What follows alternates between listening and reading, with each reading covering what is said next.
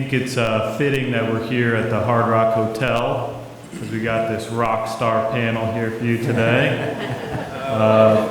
Underwriting your leases.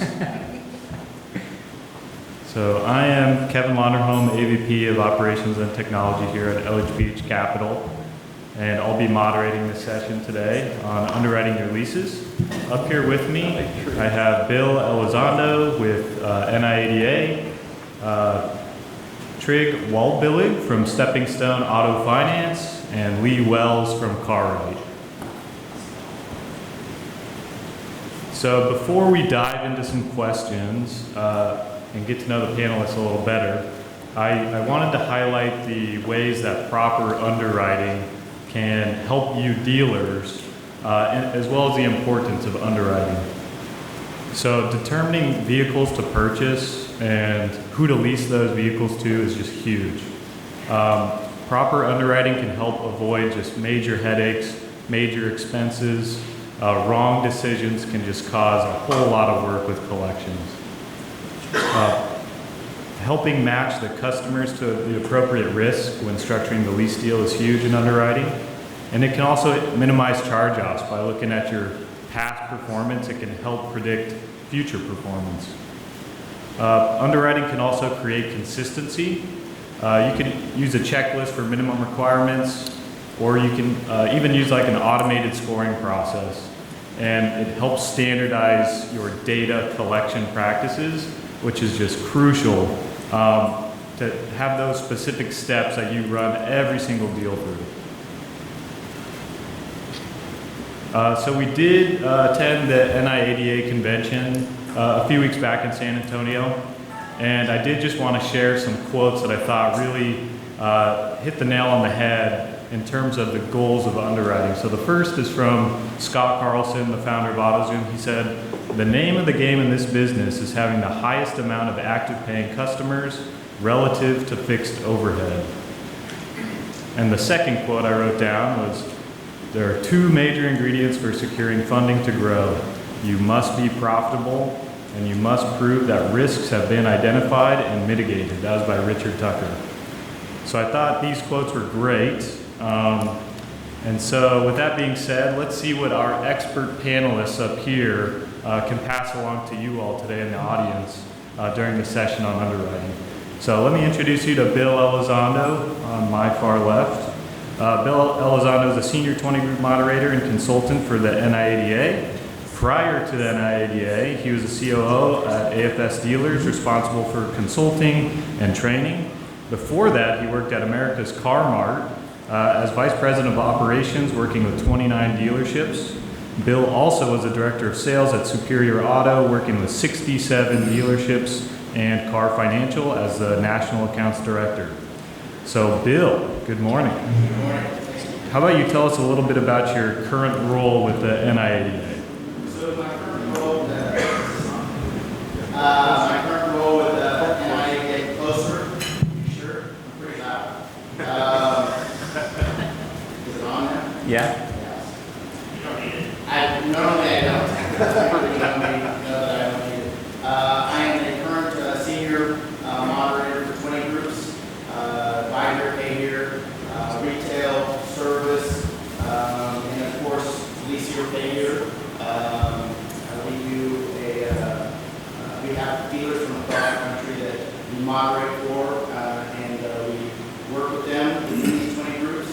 They're not competing, so it gives them the opportunity to be able to have a chance to be able to talk about their business model, what they're doing, their financials, and be able to be straightforward and honest with what's exactly happening in their business. It gives them an opportunity to be able to learn from somebody else that might be having some of their same issues and some of their same concerns. Besides that, I'm also consulting for NIADA and training.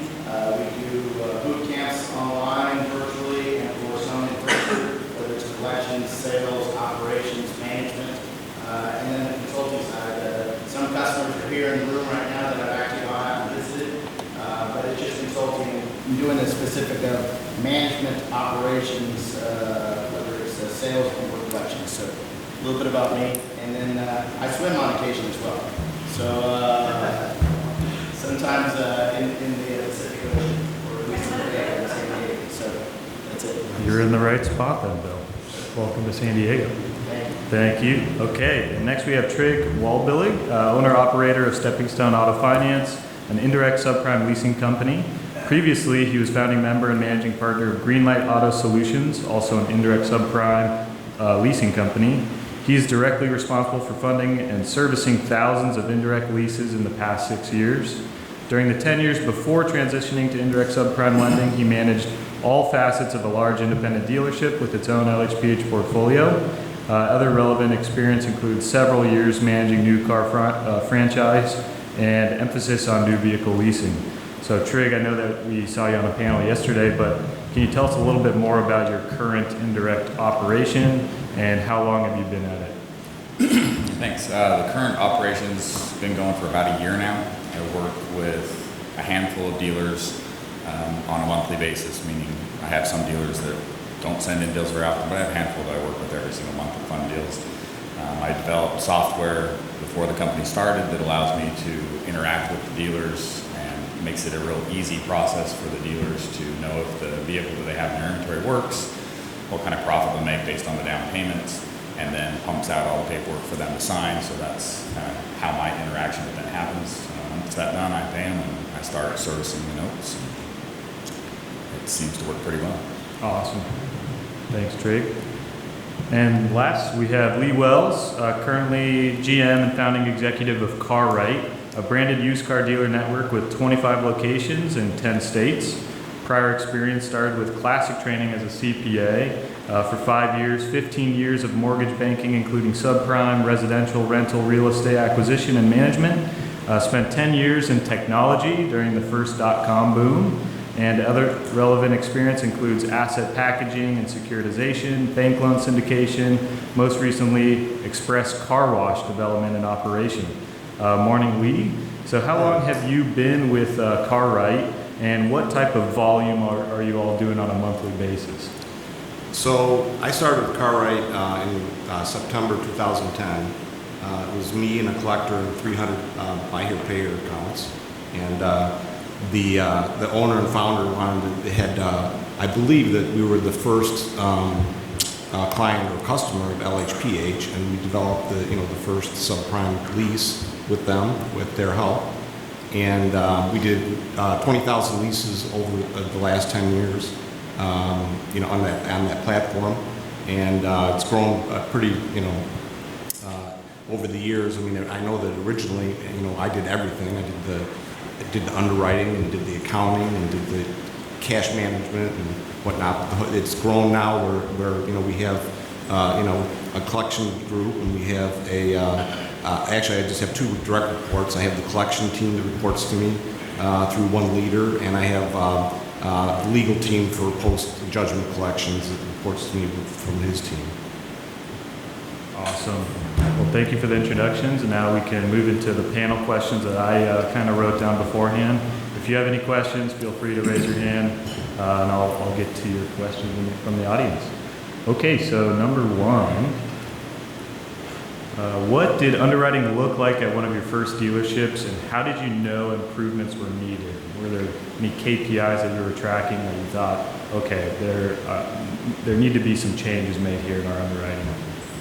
And Bill, I know that you're not a current dealer, but maybe you can think about your past experience or what you would tell to your dealers that are in your 20 groups today. So my first experiences were really the car financial, and underwriting was not even really thought of. An application was maybe 2 or 3 lines of a name, maybe a phone number, and an address that probably wasn't actually existing. So underwriting started to become the most important thing that I kind of talked to a lot of these dealers, and made it more valuable for them to be able to do their business. But the one thing that the improvements that were needed were just a better application, verifying more of the information, doing something that's actually going to make a difference to be able to have contact with that customer after you let them go off your lot. And so that was a big teaching and training moment that I had with probably every one of my customers that I did business with, from San Antonio, Texas, all the way out to California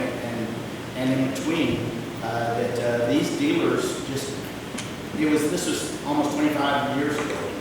They didn't know what an application was. So, you know, we really worked hard on that. Over at Carmart, they had a great system in place. It was a good application. You know, the one thing that I think that we just needed to do better of was we needed to verify the information on how to talk to these customers to be able to discuss with them, you know, what exactly we're trying to get from them at that point in time. So that, I think those were the biggest things.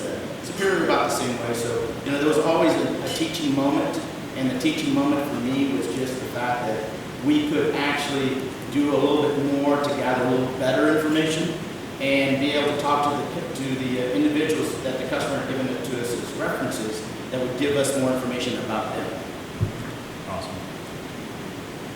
Lee or Trey? So, interesting part for our rollout was that the predecessor company we did Buy Here, Pay Here for 18 years, from 1992 to 2010. And so the application and the documentation process actually was pretty good. It was not automated. It was all paper, which was awful. But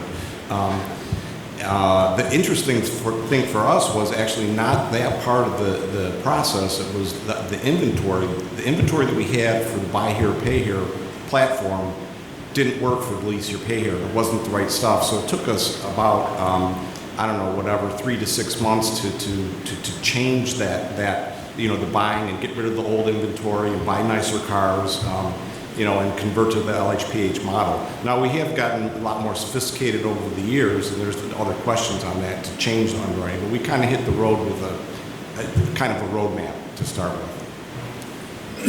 I would add on just to say that having some sort of a plan for what you may ever potentially underwrite is important, and start collecting the data for that as soon as possible. You may never have a payment to income requirement, but if you don't start collecting accurate information now about the income for your applicants and then comparing it to how they perform, you'll never be in a position where you can follow the data and make that change or offer that program, or, you know, so whatever it is on your applicants that you're collecting, make sure you're being very consistent, that you've got a good plan, that you're collecting it, and not only on your applicants, but on the vehicles as well, because we know that that's just as important, if not more. I have a comment on that too, is that, you know, because our database is so big at 20,000, one of the issues that we've had is that you have to be careful about how you key in or allow information to be keyed into the system, because it becomes, you know, once you get, as the platform grows, if you allow people to come up with their own acronyms and stuff like that, you're not going to be able to bucket the data properly. So, you know, make sure that you have your system set up to capture the data that you want, and the system forces it to be logged in consistently, and then you have a good database to mine later. And that's a good segue to question number 2. Do you use a third-party service like AutoZoom to help with underwriting, or a customized in-house scoring system? How come? How did you make that decision? So, Carmart really didn't have an AutoZoom or a scoring system. We verified information, didn't pull credit up until they were over $10,000 on that finance. So it was really just verifying information and gathering that. That was the biggest part of what I learned with Carmart. For a lot of the other dealers and the consulting customers that I've had over the last few years, they've used AutoZoom, they've used Neo. I think the biggest thing that has come about from those is getting a better informative view of what exactly the customer is going to look like. And I agree with them. It's being able to have the right information in there that's going to give you a chance to data mine later and see where you might have had a little bit of success or failure at that point in time. So as far as, you know, we didn't necessarily. I never professed that would be the ideal one, but it was definitely a good key of being able to use something that would help grow that business if that's what they were looking for in the right way. Yeah. So we actually did something really simple at the start. We just used CAC credit scoring for a couple of years, and we're 1 through 10, and we had a advanced schedule based on, you know, a residual formula and stuff that LHPH helped us put together. And we eventually had to grow up and develop our own. We have our current model has basically 1 plus 6 touch points for what to come up to a credit score for the customer. And then we have a subsequent process for making pluses and minuses for the car and the mileage and the score of the customer to come up with the final advance on the lease to the dealer. And we are in the process of also integrating that with LexisNexis, which is going to also bring in, it'll move our data points from 6 or 7 to 25 to 30. So that's going to be, I think, a pretty big enhancement. For mine, I use my own software. I don't currently grade any of the customers differently, but I've built it in a way that over time, as I see trends and see something that I want to target, not vehicle specific, but customer specific, I can add those things in and it'll give higher scoring to that person. I can have different terms for them. So again, just like I was saying earlier, I built it with the plan that at some point I'll use it. I just don't currently because I'm still in that data collection for the current company. And while you're reviewing these deals in your operation, who performs the underwriting, and then who has the ability to make any exceptions? So there's the exception maker that can make the exceptions. Learned that a long time ago. Who is that? That's kind of the owner or the manager in place that's going to be able to talk with you. I guess this is now on. Look at that. So you just heard me real live. Now it's a little too loud, isn't it? Yeah. All right. So that's the exception maker, and they have full autonomy to be able to make a decision based off of the information that they have. They've been given the information or the autonomy by the owner to say, hey, you can make these decisions, but make them based off of what we're trying to accomplish at that point in time. So I think that's a person that does but the underwriting. We at one of the companies that I work for, we had about 4 or 5 people that would do the underwriting. But again, if it did not fit into the box of what they were looking for, or have an idea of how it might be best used, or maybe they're not selling the right car, they're selling too much car at that point in time, then it would be going to somebody that would be the exception maker. But for the most part, it was just a group of 4 or 5 individuals that would look over, and that was at one of the last companies that I worked for. Gotcha. So we actually have delegated underwriting to the dealers, and this is not a new concept, but we have underwriting parameters, and as long as the dealer underwrites it to those parameters and the documentation supports it, we'll buy the deal. They can call and make exceptions, which has to go to me. People don't like to call me. So anyways, but it works pretty good. Part of the reason to do that is to make the process as easy as possible at the dealer level, so that they'll write more business.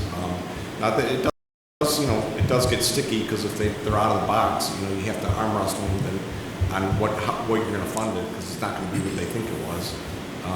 But it works pretty good considering the volume we did. It was not, out of a 500 unit month, maybe we'd have 10 loans that we'd have to arm wrestle through and figure out how to get them funded. But I like the process. Give them the parameters. They're grown-ups. They can figure it out. Yeah, I agree with Lee. My process is all underwritten on the website. I have very few exception requests, and they are almost always a term request because a vehicle happens to fall on a cutoff and it has 81,000 miles, and so it's in the system getting shortened to a term that gives it a higher payment. So if I get requests to something simple like that, they're asking for another 6 or 12 months for a unit that just is barely past the cutoff to get a lower payment. It's going to be more affordable. It doesn't happen very often, but they're generally reasonable requests. Everything else is designed so that the dealers can do deals without ever talking to me, so it's super simple, which is the same thing that he's bringing up. So I'd like to add one. So all the managers that I worked with, so 29 locations, they had full autonomy to make all these decisions up to a certain dollar amount. If it went over, or again, it just didn't fit in the box, that's when they would talk to somebody at that point in time to be able to say, does this work? Why doesn't it work? And what's the strength of this particular deal? But they never used a true underwriting system. It was just being able to gather the information that they were looking for and having those parameters, like these gentlemen said, in what they were trying to accomplish at that point in time. And number 4, how important is the vehicle in underwriting a lease deal? Trey, maybe we can start on your. I'd say it's drastically more important than underwriting the customer.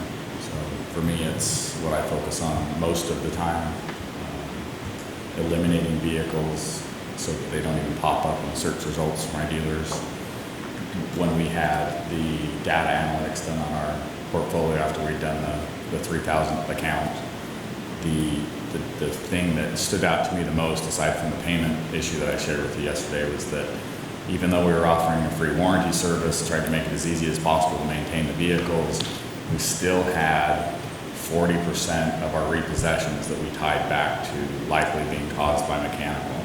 And I'd spent a lot of time when we were processing repossessions, especially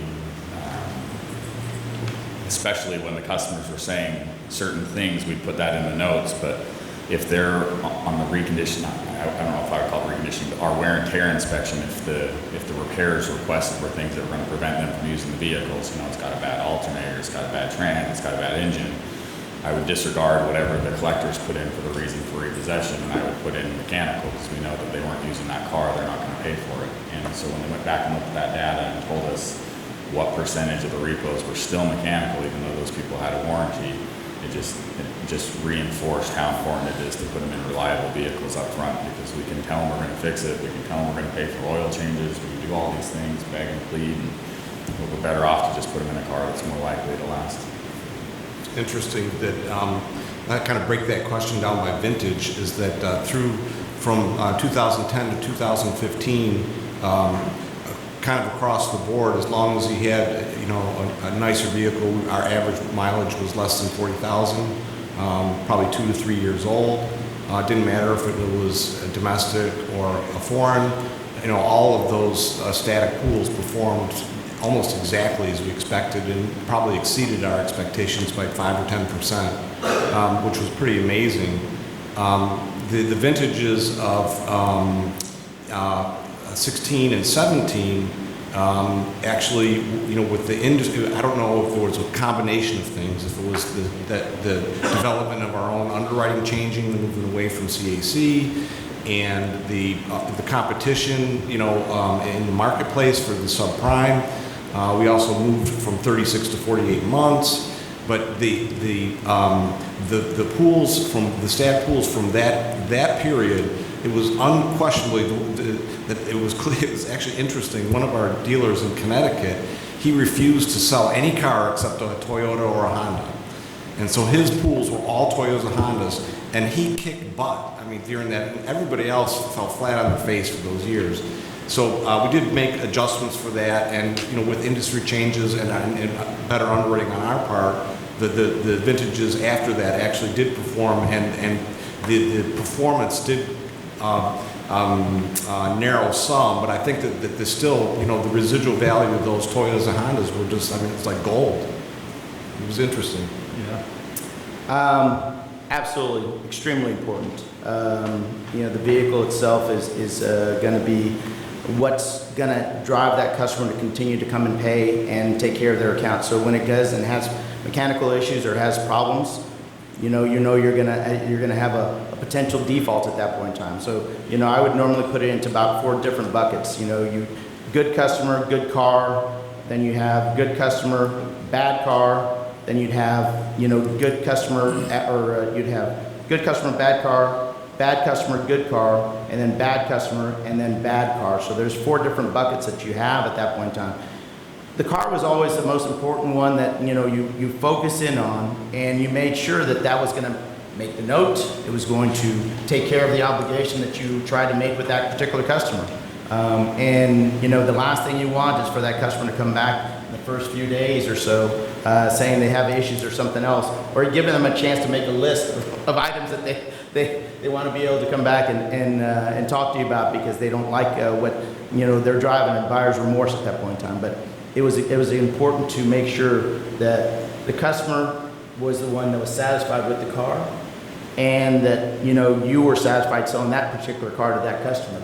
Because again, you sell a good car to a bad customer, you're still going to have more than likely a bad customer.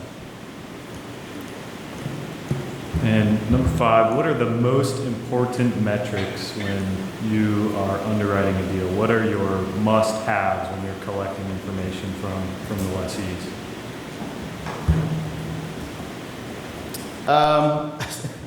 Everybody's looking at me. I think the most important one was always payment to income.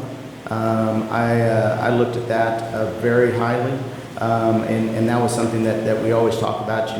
Are they going to be able to afford it? Nowadays, with the changing environment, you've got to be able to take into account what else might happen. Loss of a job, just loss of income, whatever the case may be. Do they have something that they might have been able to save at some point in time? But it was a big factor. Payment to income was probably the biggest factor that I think that we really kind of took into consideration as to why we would do the deal. Yeah, I agree with that, but the other two factors that are super important too is we always like the buyers to have, or lessees, have skin in the game, so down payment is always super, important. And then going back to what we just talked about, the vehicle too, those are our top 3. Yeah, vehicle and payment income are the 2 things for me. And I did get some questions from the audience, so let's see. Do you underwrite applications where the potential lessee's primary employment is Uber or Lyft? If yes, why? I do not. So Trig does not. Lee? We do. And So a lot of the customers that I do business with, they do. They just have certain stipulations of when they do it, that they get from that particular customer. Maybe it's more of a payment, or it's a expectation that customer is going to be checking in once a month to make sure that they're not going to go too far over the mileage. But yes. I was going to say that's the big issue, is the mileage issue. What are the adjustments you make? More down payment, enforceability of the, over mileage fee. It's hard, because even if they say they're going to do it up front, it's going to be. Someone mentioned it yesterday that probably the hardest thing to collect on any lease is over mileage. If I have one bucket that we've written off the most, it's that bucket. Yeah, I would add, I don't have a problem with what they do. In fact, some would argue that because it's their vehicle that they need for work, they're going to pay you better. The issue that I've always had is that it seems like, and I don't have statistics on this, but whenever we would get them, it was a low percentage of them that consistently stayed with that job, meaning it was not a long-term job for them. So if you felt like you were collecting a huge amount and you just were expecting that it was only going to last a few months and it makes sense to you, then by all means, but that's just not my model. If I felt like there was some way to know that they were going to keep doing that for a long period of time, then yeah, that's the nice thing about the leasing. You customize it, you lower the residual, charge higher equities, whatever it is, and make it work. But I mean, it speaks volumes that there are some really big companies that have tried to fund that market and have failed. And it's not because the people, it's because they don't do that job very long. It's interesting. I left the dinner last night promptly right after dinner, and I took an Uber back, and the Uber driver had 12,544 trips, and he's been doing the job full time for like 4 or 5 years. And the vehicle that we were in, which was a Nissan Altima, actually was in great shape, and he had, like I said, been driving it for 3 years. It did not look like it was driven as an Uber for 3 years. So I was kind of blown away. I guess there are exceptions. Yeah, there's exceptions for all the rules. So one of the things that I've helped with some of the customers that I do business with, members that I do business with, is we created side notes for a lot of those. So we've added in an additional side note for that particular individual if they have over mileage, and it's not always going to be enforceable, but what it does is it just kind of is another reminder of them that they have that money that's still sitting out there. So if you have that availability to be able to do that in your particular market, that might be an idea for you. Actually, I had a thought about this last night, is that it would be nice if we could figure out as an industry if we could get Uber and Lyft and whatnot to charge a mileage fee and just remit it to us, as part of the lease. I mean, that would be kind of cool. Another question from the audience. Are you doing spot deliveries? If so, how many don't fund? It's a spot delivery. Spot delivery. Sell it now, take the car. So I'll answer this because I get a lot of dealers that do this. And what I find is that this is a process issue. So when I do business with a new car franchise that does very little subprime, they deliver cars thinking that the customer is going to bring them back whatever they need to fund the deal and the rest of their down payment. And those deals turn out really badly. And so I avoid doing business with those kind of companies, not just new car stores, but anybody who doesn't deal with a subprime customer on the regular. That being said, I have dealers that will spot deliver vehicles every day, no problem at all, but they have a very good process for how they're going to collect those things and a good communication with the customers. So I would say this is one where it's, I think, very obvious that it depends entirely on the process that you have in place at your stores and how they follow through on.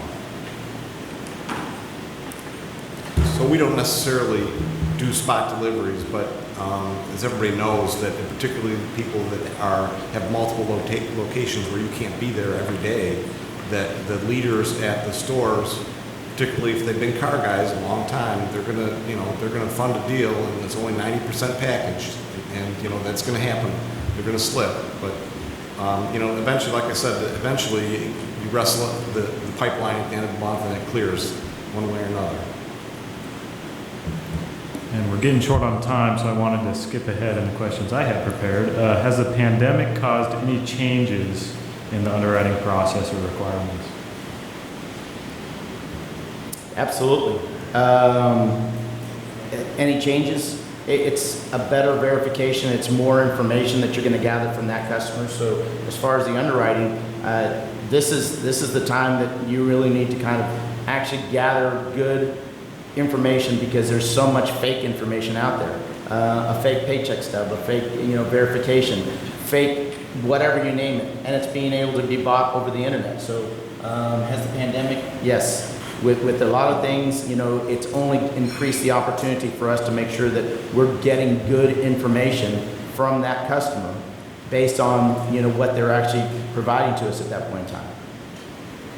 And I think so. Part of that is that the expectations of the lessees have changed too. Like, for example, that if whether or not that you allow people to use unemployment and whatnot for income, they're outraged that we're not going to let them use their bump unemployment as part of their qualifying. So there are changes that we've had to make, for sure. I think the only thing that has directly affected me on an underwriting basis is year-to-date numbers that are skewed, especially early in the year, because they had time off for COVID or they were laid off for periods of time. But I feel like that has, for the most part, come and gone, and I haven't seen much of that lately.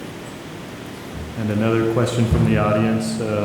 What do you do with data points from applicants that you do not deliver? Do you keep any data for any reason? I keep all the applications that are put in my system, but my dealers don't put a lot of applications in that they don't end up turning into deals. So the vast majority of my data is on the customers that Are successful. are funded deals. Yeah, and we're not mining that right now either. Okay. Any other questions? Yeah, Gordon. I have a question for Trey. So you're in the red, the biggest underwriting, I think, was the actual vehicle. So do you expect that vehicle before the program customer interview, or No. Yeah, great question. So it's a combination of two things. The first one is based on data. I've eliminated a whole bunch of vehicles that won't work, so they just filter out. So when the dealer gets to his list of vehicles, from his 100 vehicles, there may be only 50 that meet my criteria. So that's the first way that I filter them out. The second way is it's not necessarily make and model specific, it's dealer specific. So if I have a dealer that we're seeing a lot of problems where they're not reconning the vehicles well, or they're buying bad vehicles, and we're seeing that on lease returns or early terms or complaints from customers, then I have, serious talks with them about whether it's going to work out long term. And that actually doesn't happen very often. I feel like I think most people are concerned about my business model, and when they hear about it, say, oh, the dealers are just going to give you bad cars. And I think most dealers are bound, and everybody in this room knows it, by reviews. So if they have any intention of being a long-term dealer, they have to deliver a quality product to some extent. Some are better than others, but it just doesn't exist on a high scale anymore, being able to go out there and just deliver car after car after car that is a piece of junk. You go out of business real quick because of the reviews. And before I'll even sign up a dealer, will look through all their Google reviews, ask around to others in the industry that do business with them, what they think of them, just so I'm getting off on a good foot with them. But that's the secondary. The primary is just eliminating vehicles that I know are going to be less likely to perform, whether it be because of high mileage or reliability issues, any of those kind of things. So probably you're looking at data a lot, so how often do you review it and make underwriting decisions? That's a good question. I mean, for me, I'm all about following the data, but I'm all about not overreacting either. So, I don't want to get a Chrysler 300 Hemi in that we all know is a piece of junk and suddenly just say, those don't work. So it takes enough data. I don't know how to answer that, effectively, but it takes enough data to convince me that it's not just a gut feeling one way or the other. And there are regularly times where it goes against what I think, that's a good example. Like, I would have thought those were doing really well. They were popular 6, 7, 8 years ago. The data said they're terrible. You should never do another one of those again. So we have a secondary filter that manages that on a monthly basis, where we apply a dealer rating. So we don't necessarily change the deal underwriting on a regular basis, but on a monthly basis we do adjust the dealer rating, which creates either a spiff or negative on their advance percentage. Question up here. How about restrictions on prior damage? I'm sure accidents, nobody did minor accident, but how far do you restrict it? If you're at frame, do you restrict it to factory body back? Yeah. We don't have any restrictions, even rebuilt titles. As long as the thing is that as long as the repairs have been done in a professional and the right manner, it can, the car can be a good car. The biggest problem is marketing the car at the end of the cycle. That's where the real issue is. We generally will if it's really bad, we'll catch it and put we'll cut the residual as low as we can. If you have a portfolio where your average residual, let's say a 2-year-old car, is going to have a 40 or 45% residual, you can cut. There's a lot of room there to cut it down. Now, it does affect it's going to affect the payment, and the lessee's going to have to put more cash in it. But there is a way to make the deal. And we have not, from our experience, I've not seen that as a red flag in performance for the lease performance. I agree with Lee. I don't know that it necessarily makes the lease perform better or worse, but for me it's tougher to dispose of them at the end of the lease, so I'm much more restrictive on those sort of things. And it's not necessarily because I think it would be a bad performing vehicle. There are some of them, like the frame damage you mentioned, that I let the dealers that I have good relationships do some of those if they feel like it's a good vehicle. We all know that some of those cars get tagged for frame for some really subtle things. Other get tagged because they should be tagged as frame damage, and so we just have to have a good relationship with them, just like you would with whoever's doing your buying and your inspections in your shop. Well, and I think also it helps if you're having we have a retail platform, so I'm not as concerned because I'm not going to go to the auction at the end of every lease. Anything that's brand worthy is going to go back on the lot. So, and then eventually the car is going to be at a, a cash sale price anyways. So you still would be able to dispose of it on a retail basis. Last quick question that I got from the audience. Do you require a driver's license? Absolutely. 100% requirement. Not all of my clients get driver's licenses. Sometimes they just get IDs. So it's a risk, but they take that risk at that point in time. They know exactly what they're getting into. And I kind of go back to what they were talking about. We don't do. I don't necessarily profess for anyone to do rebuilds. But again, if they do and they want to talk about it and they want to discuss as to why, I just make sure that they understand what exactly they're going to get into with that particular customer at that point in time. So, that is a big thing. But no, as far as driver's licenses, there's not really a restriction whether you have one or you don't. You can go either way.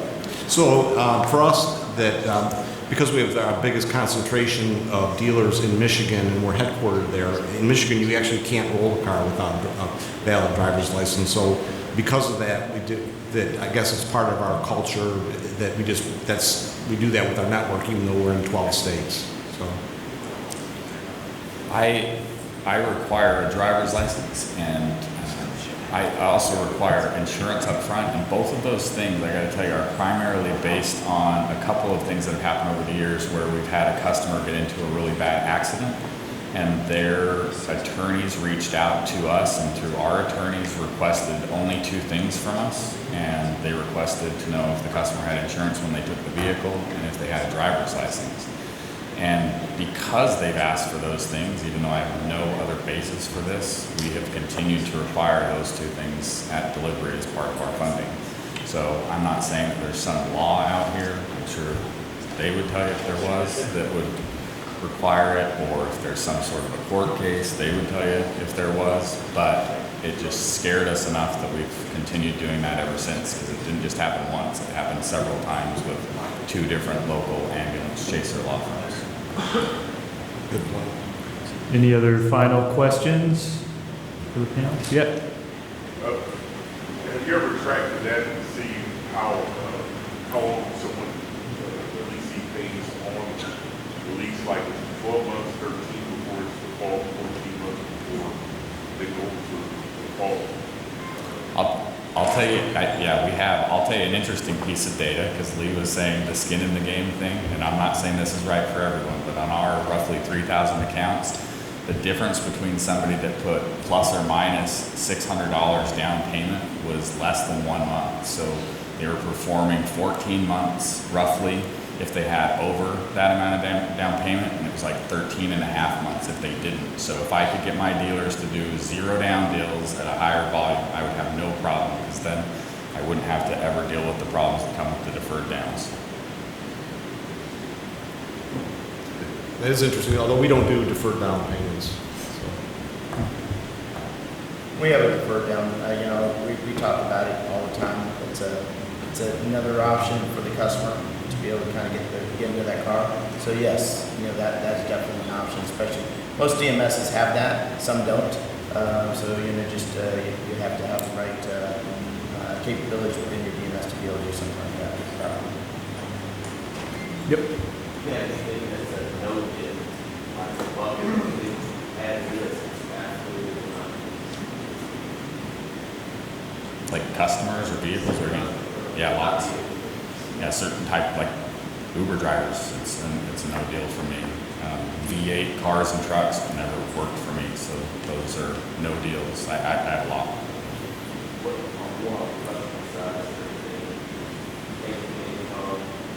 Yeah, I think everyone up here said they got payment income restrictions of some percent. Yeah. I do gross fees. I do net. We've done both.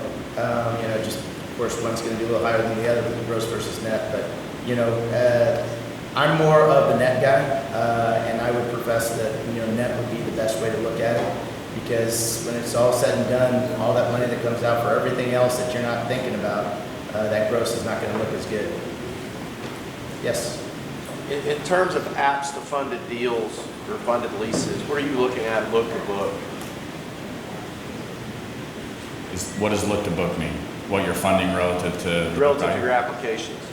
Oh, Let's say you get 100 applications and you book 50 leases, so you're 50%. So what? my dealers don't put all the applications in my system that they see come through their store, so I wouldn't be able to give you a number that's relative to it. You see, that you fund. Oh. Yeah. I mean, if they put a deal in my system, because they all look the same, they're going to do the deal. So it's very rare that they take the steps of filling out the application to put all the data in for the customer if they don't already know, because they can click on an old customer and go through the list of vehicles and see the payments and fiddle with the down payment. So right now, where there isn't a different score for different customers, there's no benefit for them to do that. So like I say, I mean, it's got to be high. It's got to be 80-90% that end up funding if they go into the system, because they've already gone through all that with the customer before they've ever put their customer information in. Yeah, and it's hard for me to answer the question too, because we're a full spectrum lender. So, you know, we have, you know, whatever, 10 lenders, and, you know, so the applications are going all over the place. But it's true, the ones that get submitted into the Bright Financial, it's basically 100%. I mean, So Trig, I got a follow-up question that's an indirect. Have you looked at a platform online where you're going direct to the consumer without going through a dealership? And No, and we talked about it at my previous company, and I think the biggest concern we had was that we didn't have the relationship with the dealer, and so we hadn't checked that box for trusting the inventory from that dealer. I'm not saying it wouldn't work.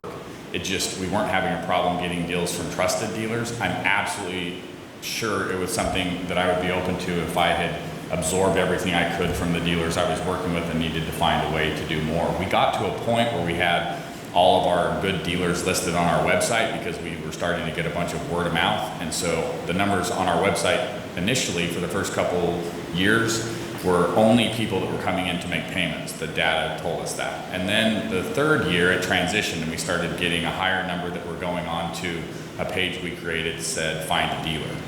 And so we knew that people were saying, yeah, this is a good program, go do that. And then finding a dealer from that point.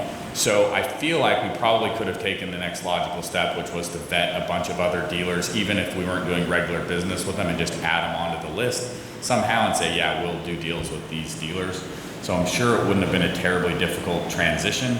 The software could probably handle it pretty easy. We just never got to that point because we didn't need to.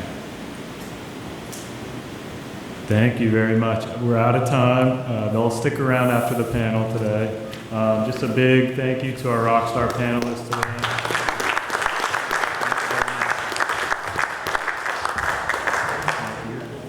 And we'll do a 5-minute break before Lynn Reeser gives her update on the economy and future outlook for 2022.